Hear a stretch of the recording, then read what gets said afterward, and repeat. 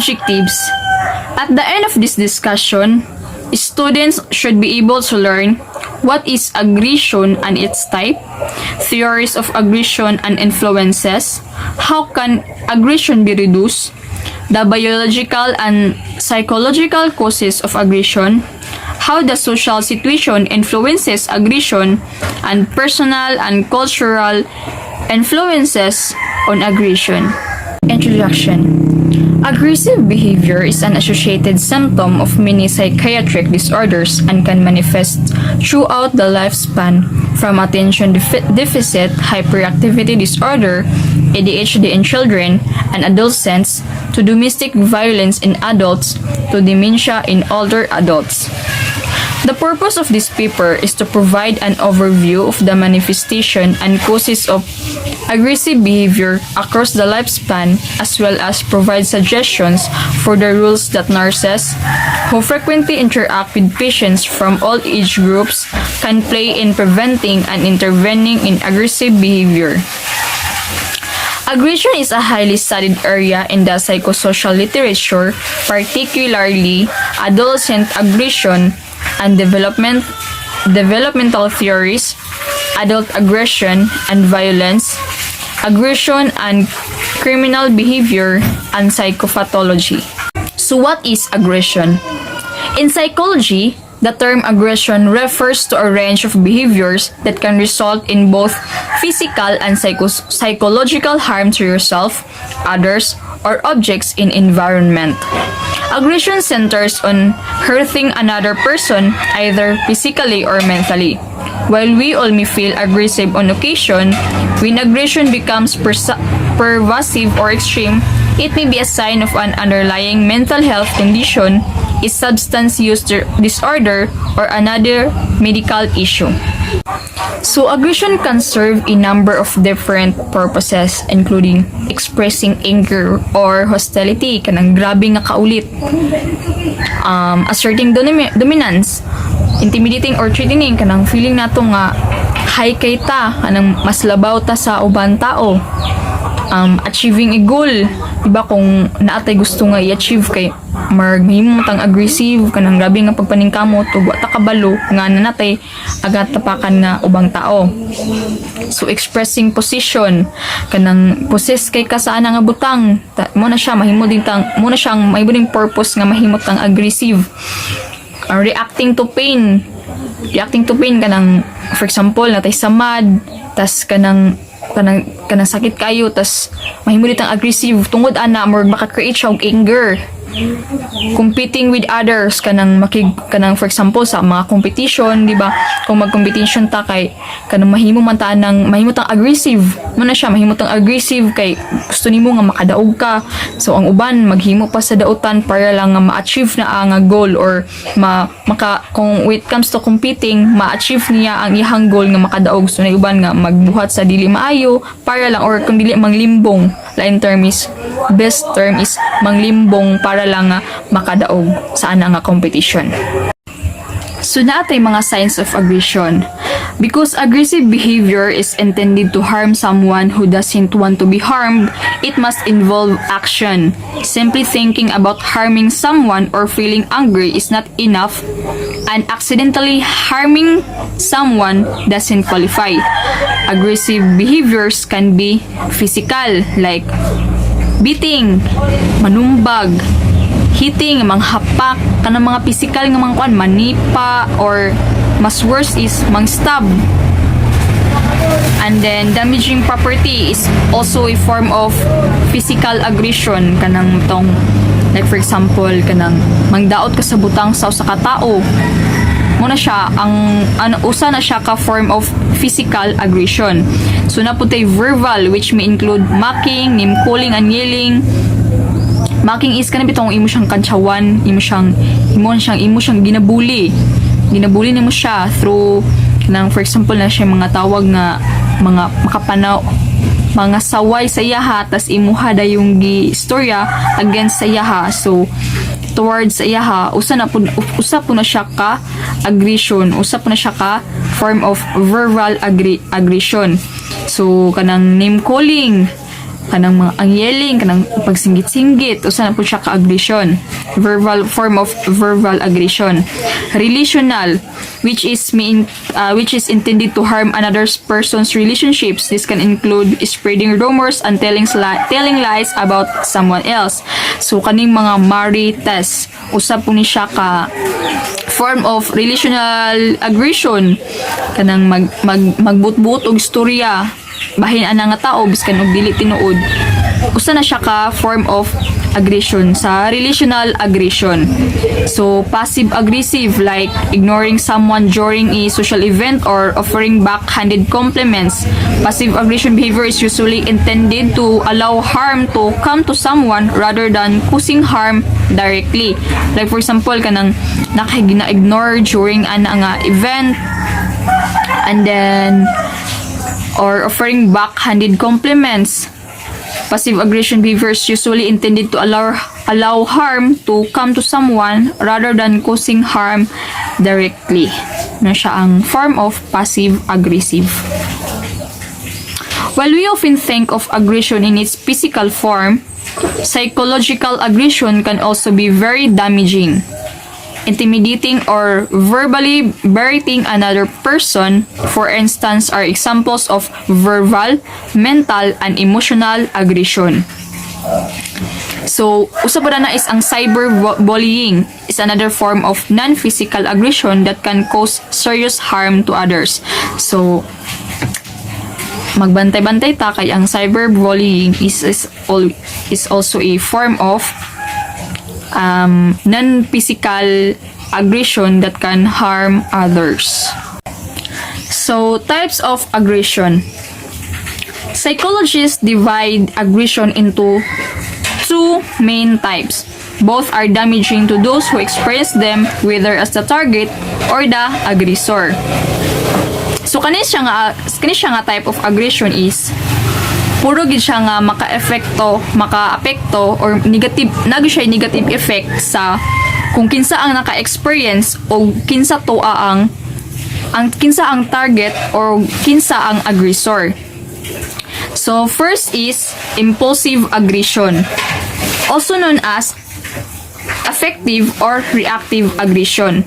Impulsive aggression is characterized by strong emotions.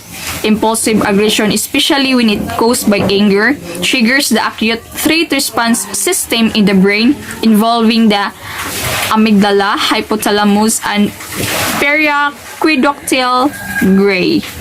So, this form of aggression is not planned and often takes place in the heat of the moment.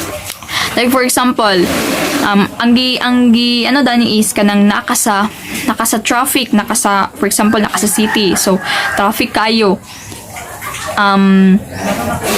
Dili maginato na kagustuhan nga mag-traffic. So, ikaw, grabe na nimo ka ulit, kay late na kay ka sa work or unsa pa na diha, and then, for example, nag-travel ka mga within 12 p.m. and then, naka-experience ka og traffic pa jud, tas init pagid kay sa ngatanan kay naka sa city. And then ang imuhang instead nga mag-stay calm ka, i-relax ni mong self kay wala tay mahimo kay traffic magid niya lisod po dun sa una to ng traffic. So instead nga kuan na lang ka, stay chill, naulit ka, gisapot ka. So gisapot ka na nasamutan pug tungod sa kainit ug sa traffic. So ang imong gibuhat is kanang nagsirbatuha ka gina blame nimo ang other driver nga ngano inganha. So isa na siya ka form of impulsive aggression. Nagpakita ka nga impulsive kay ka kanang grabe kay ka impulsive aggression, grabe na gid siya ka mang-blame na, niabot na ka sa point nga mang-blame na ka sa laing tao. So, second is instrumental aggression, also known as predatory aggression. It is marked by behaviors that are intended to achieve a larger goal.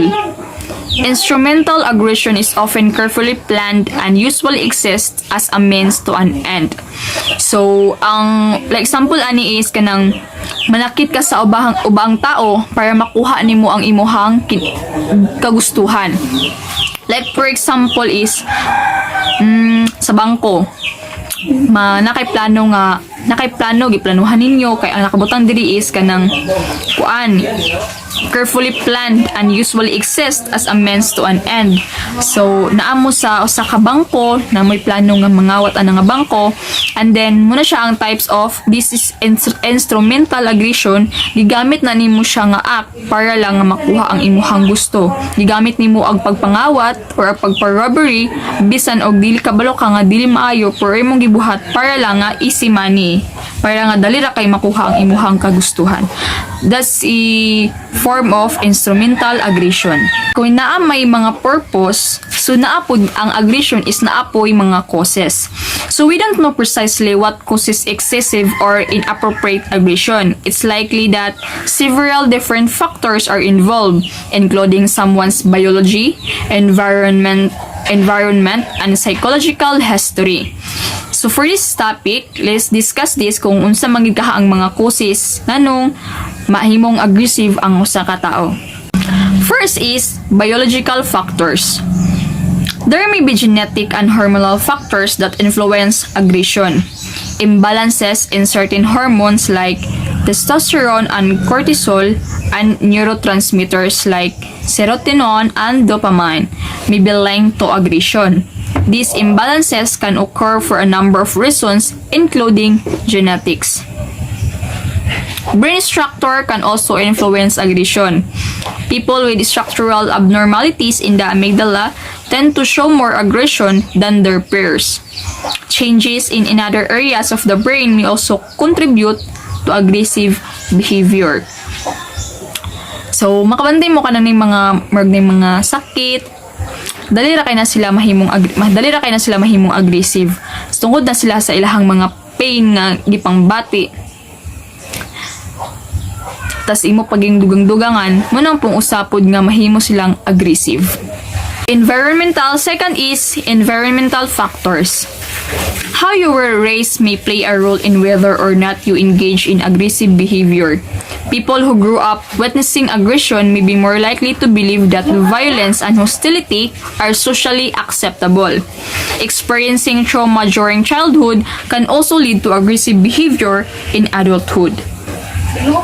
So, usapod ana is ang environmental factors. So, from the word environmental, like for example, sa bata pa ka, kung unsa ang imuhang, kung sa imuhang nasa palibot, di ba kung bata pa, kung unsa ang ilahang nakita, ilahang na witness, ilahang kakadunggan, mo na ilang ginaawat kay abi nila og sakto kay wala pa man sila hanaw kung sakto ba na ilahang nabdungog or na tanaw. So, ilahada na is, muawat sila kung unsa magaling ilang kakadunggan or ilahang gaka-witness sa ilahang environment. So, kung nagdako sila nga inganha ang ilahang na witness nga kuan nga mahimong violente nga or hostility nga abi nila og sakto, ilahada yun na silang iyahan na daw nang i-adapt tas mo din na siyang usap po din na siya sa causes dayon nga mahimong aggressive ang usa ko tao kay abi niya socially acceptable to ang mga nangakita niya og nanga-witness niya during sa iyahang childhood og hantod sa nagdako siya. So, experiencing trauma during childhood can also lead to aggressive behavior in adulthood. So, kung naa siya na nga experience nga mga sakit kayo or kanang mga painful experiences sa iyahang childhood, isa po na siya ka causes nga nung mahimong aggression ng sa katao ug ma-adapt din niya hanto din nga nagdako na dayon siya. Third is psychological factors. Usa po ni siya ka-causes ang psychological factors. Several mental health condition can be associated with aggressive behavior including attention deficit hyperactivity disorder, bipolar disorder, borderline personality disorder or BPD, narcissism, post-traumatic stress disorder or PTSD. So, naay mga impact sa aggression. Aggression can affect your health and relationship. Research suggests that there is a link between anger and chronic inflammation, which can cause secondary health problems like cardiovascular issues. Anger and aggression are also associated with mental health conditions. However, it is not clear if unregulated anger causes those conditions or if the conditions themselves make it difficult to manage intense emotions like anger and aggression.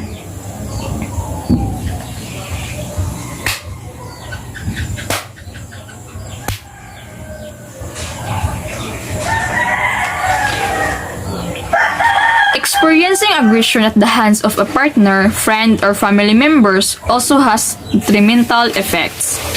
People who have been victims of physical or psychological aggressions view those experiences as harmful, even when their aggressor doesn't. These forms of aggression can ultimately lead to an end of the relationship. So kung naging mga impact ang aggression, like for example, nag-away mo sa imong friend or for example, aggressive kay ka towards sa imong friend tong gamay ra kay nga sala pero kanang aggressive na kay ka, grabe na kay ka maka-react, overreact na kay ka, tas manhimo nakalida din, padulong din siya sa kanang aggression. So usa po na siya nga mahimo pong makadaot po na siya sa inyong friendship, sa imong friend, makadaot po na sa relasyon sa imong friend tungod lang anak kay grabe naman kay ka maka-react. So usa po na siya nga impact sa aggression, makaguba siya sa relasyon. Unchecked aggression can also make things more difficult at work and strain friendships. That can lead to more stress and feelings of alienation for the aggressor, which may worsen the problem. Theories and aggregations and influences. Number 1, instinct theory. The view that human beings are somehow programmed for violence by the biological nature. Freud held that aggregations stem mainly from a powerful death which is instinct or thanatos. Another instinct eros which is focused on pleasures, love, and procreations. Lawrence proposed that aggregations spring mainly from inherited fighting instinct that human beings share with many other species. Audrey constant that because of early in development of our species, we either attack or starve, or our ancestor quickly evolved into species or of hunters. According to sociologists, all aspects of social behaviors, including aggregations, can be understood in terms of evolutions. Briefly, behaviors that help individuals get their genes into the next generations will become increasingly prevalent in species populations. Drive theory. That drive theory suggests that behavior stems mainly from an externally elicited drive to harm or injure others. Social learning view emphasizes the fact that aggregations, like other complex forms of social behavior, is largely learned.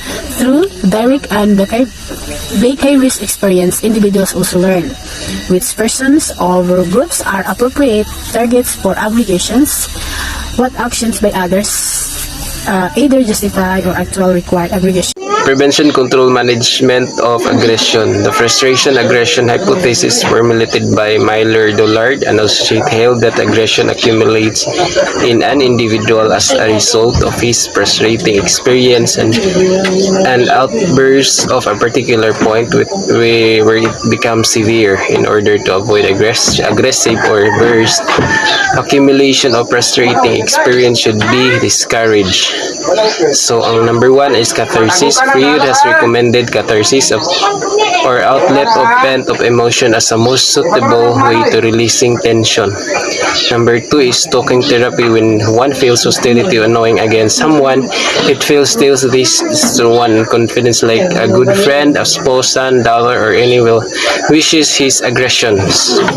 Is a rating therapy. When a less dominant person is insulted, dominant person, the less powerful person will aggression towards the aggressor. Take the example swipe in Indian.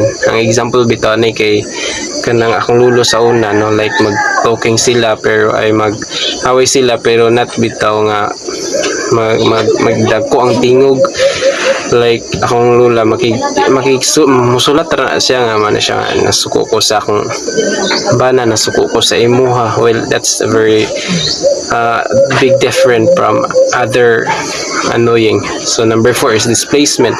Aggression of children can be relieved through displacement or transfer of aggression to some objects like toy, doll, or pop living object. So ang example ani is kining like kita dili naman ta magdula, no, like eating habits ang pinaka example ani, like ginatagaan na to og uwi atong self para maka moving on.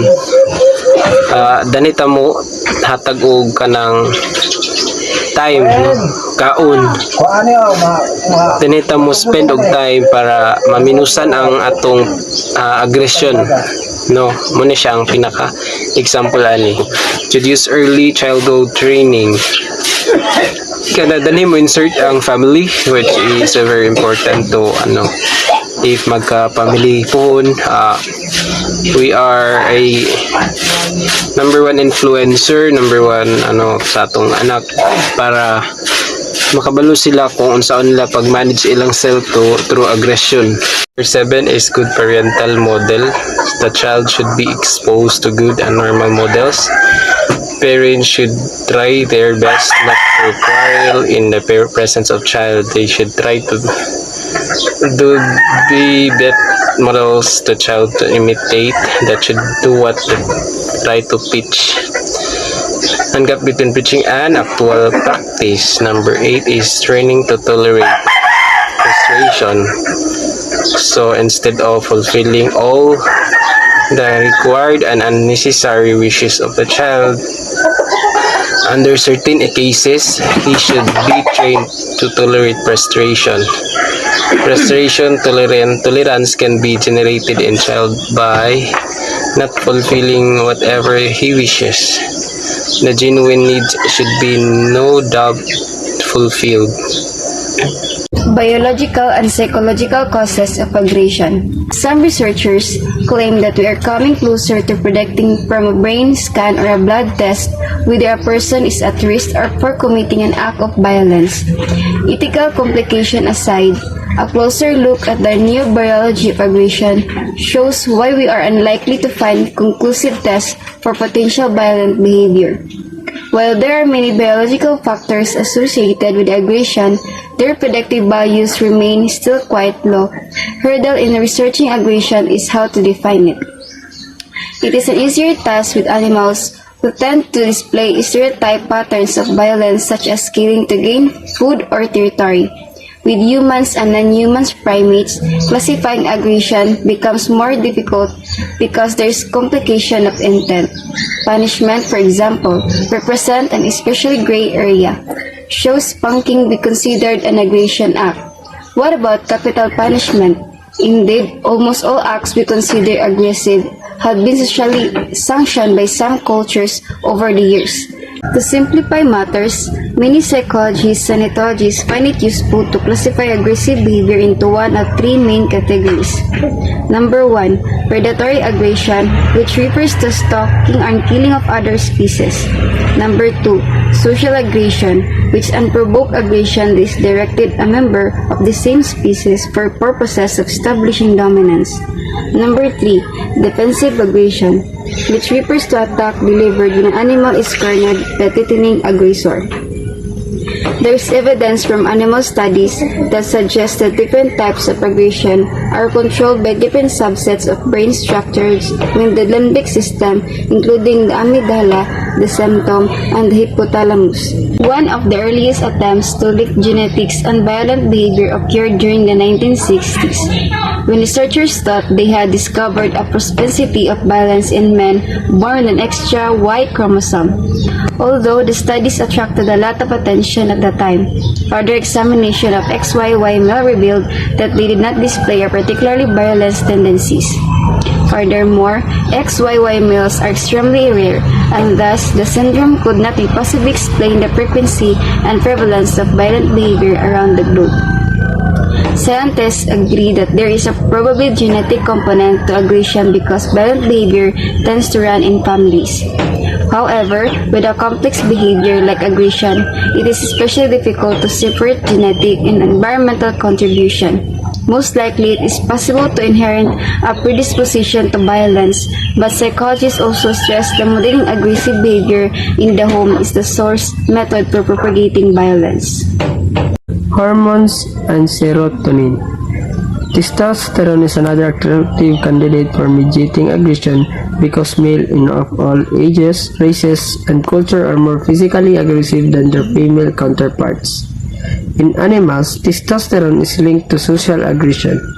Reducing testosterone of a male by castrating him eliminates his dominant social status, and restoring testosterone through injection causes him to regain his social status. However, administering testosterone to males with less social status does not usually allow them to take over alpha male position, indicating that there is not a direct relationship between testosterone and position in the dominance hierarchy. There are some evidence in humans that high testosterone males are more likely to be social aggressive, but no evidence that they are necessarily more violent. Often, they are successfully in professions that thrive on competition, such as successfully leading of a company, running for president, or pursuing a sports career. Also, a few psychologists have suggested that females are not necessarily less aggressive than males. Rather, they display a different kind of aggression. Females are more likely to show non-violent types of aggression, such as ostracizing their peers or spreading false rumors with the intent to cause pain.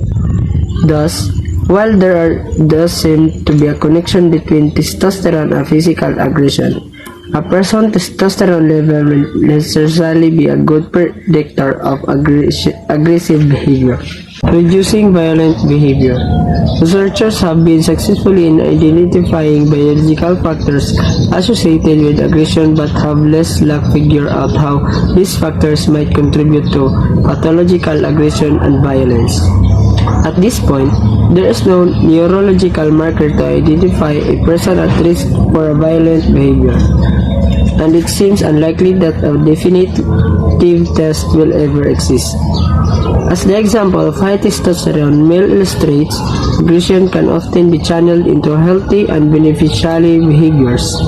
Thus, it seems the best road to reducing dangerous kinds of aggression is learning more about the factors that shape aggressive behavior. Next is a topic about the violence around us and how the social situation influences aggression.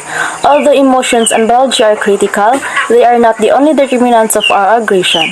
Of particular importance to social psychologists is the role of the social situations. Social learning and modeling. Is aggression learned?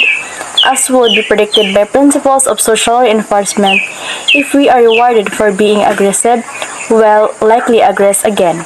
But if we are punished for our violence, we may subsequently crab who gets a toy by hitting another child and taking, it is likely to continue being aggressive in the future, particularly if he or she is not punished for the action. Children who are more aggressive are also often seen as more competent, in part because they can use their aggression to get their way. This is by Holly in the year 2007. B. Jork vs. et al. Found that girls who used non-physical aggression reported being less lonely and were more likely to have higher status than did non-aggressive girls. In another study, aggressive boys were more likely to be accepted by their peers than were non-aggressive boys, and aggression, it seems, to be paying off for these students. And also, some aggression is learned through modeling the violence that we see all around us every day. Albert Bandura, in his important research on aggression in the year 1973, he demonstrated that children learn new aggressive behaviors by observing aggressive models. He argued that we don't just imitate the specific behaviors that we see, but that beauty aggression changes our clients and our attitudes about aggressions. Watching a parent hitting another person may not only increase a child's likelihood of hitting, but may also increase in his or her beliefs that hitting is okay, and that one way to solve problem is by hitting. Modeling teaches new ideas about aggression and can help explain why exposure to violence increases aggressive. Modeling is particularly problematic for children who grew up in violent families. These children are not only the victims of aggression, but they also see violence being inflicted on their parents and siblings. Because children learn how to be parents in large part by modeling the action of their parents. It is no surprise that there is a strong correlation between family violence in childhood and violence as an adult. Children who witness their parents being violent or who are themselves abused are more likely as adults to inflict abuse on their partners and children by Heyman and Sleep in year 2002. In turn, their own children are also more likely to interact violently with each other and to aggress against their parents. Although rewards clearly increases aggression, perhaps punishment decreases it. Judicial systems are based in large part on punishing people for being aggressive, with fines, jail terms, and even the death penalty being used as punishments. There is, however, a problem with using punishment to reduce aggression, particularly when the punishment is itself aggressive. The problem is that the punishment may be modeled, which can increase the aggressive behaviors that we are trying to stop. And in a meta-analysis, Jerso found that although children who were spanked by their parents were more likely to immediately comply with parents' demands, they were also more aggressive, showed less ability to control aggression, and had poor mental health in the long term. The problem seems to be that children who are punished for bad behavior may be more likely to change their behavior only for external reasons rather than internalizing the norms of being good for its own sake. Punishment is most effective when it is intense, prompt, before the person can derive much pleasure from the aggression. Applied consistently and with certainty, perceived as justified, and replaced by a more desirable alternative behavior. Beckwith's 1993.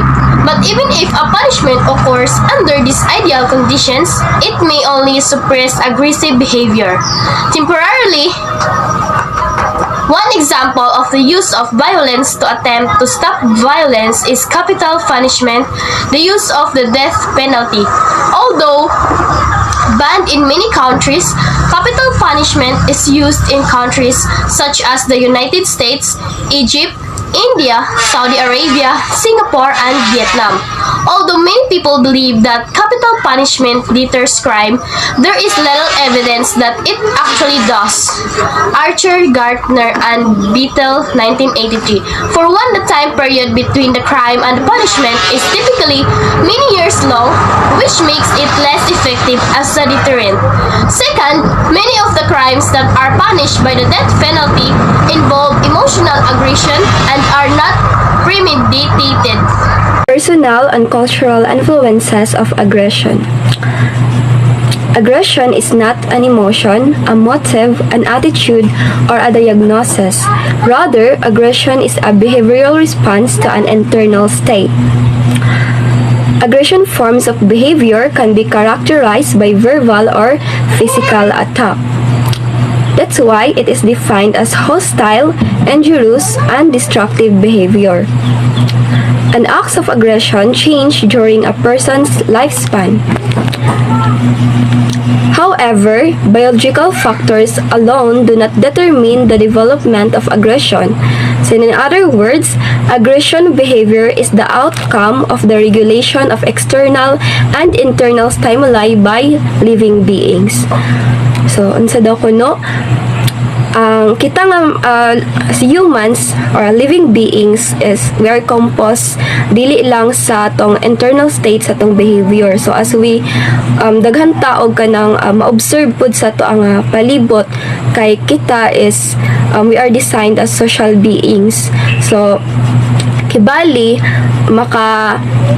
pwede ta ma-influence sa atong environmental factors or social factors like sa atong family kung asa tagidako o sa ato pud dayng mga peers like sagara mahimutang nga maka-create og peers kay sa time na makaskwela na ta or kanang nana sa mga 6 above na kanang age.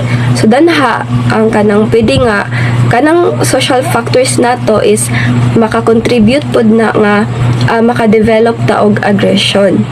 Og like sa tong family. So isa pod nga ang usa ka bata maka-develop siya og aggression kay kanang the way sa pag-impose sa iyahang parents og physical discipline, like kung sa Bisaya pa pamunal, like kanang abusive na gid kaayo or harsh na gid kaayo nga pagdisiplina sa bata physically is isa pud na nga maka-create og attribution sa aggression.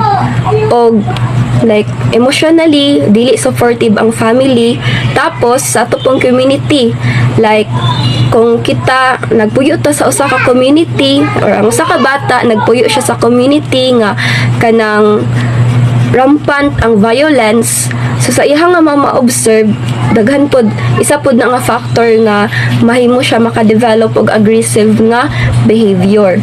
Og kana po yung ginatawag na peer context, no, sa pag-reject sa mga peers or kanang mga bully, like physical man or verbal nga pagpambuli sa usa ka bata, makatabang pud na or makakontribute pud na sa iya nga maka-develop siya aggressive nga behavior. So kung maingon ganita og aggression, more likely negative gyud ang ihang connotation kay kanang destructive behavior man siya. Posible man na ang atong aggressive behavior or ang aggressive behavior sa usa ka bata is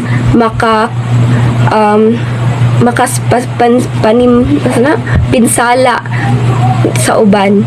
So it is really important pod nga makabaluta unsa ning mga factors nga maka-contribute sa usa ka bata nga maka-develop siya aggressive behavior. So atong natun-an nga dili lang day siya sa internal state ma-develop sa tua kun dili pod sa external state.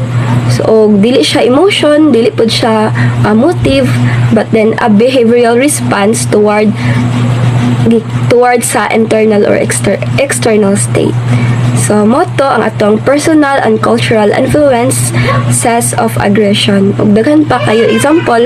So, mo lang to akong example ganina, no, physical discipline o ning peer context o kanang magpuyo to sa usa ka community nga kanang rampant ang violence. So, that's all for personal and cultural influence of aggression. Developing a better understanding of this behavior. Individuals and societies interested in reducing this harmful behavior though need more than a list of variables that have a causal impact. It would be impossible, unlikely, and unwise to completely remove aggression from a society since it can be an adaptive behavior in some situations. Nevertheless, reducing the tendency to aggress is a worthy goal given that less hostile and more cooperative societies are likely healthier, happier, and more productive. Researchers have been successful in identifying biological factors associated with aggression but have had less luck figuring out how these factors might contribute to pathological aggression and violence. At this point, there is no neurological marker to identify a person at risk for violent behavior, and it seems unlikely that a definitive test will ever exist. As the example of high testosterone males illustrates, aggression can often be channeled into healthy and beneficial behaviors.